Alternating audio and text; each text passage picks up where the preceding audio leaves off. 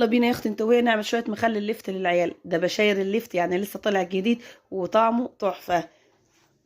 تكه مهمه بقى، هاتي البنجر الصغير خالص، لان الكبير ده بيبقى شايخ فما بيبقاش فيه لون كويس. وتبشريه كويس، بلاش تقطعيه بالسكينه، قشريه كويس وابشريه.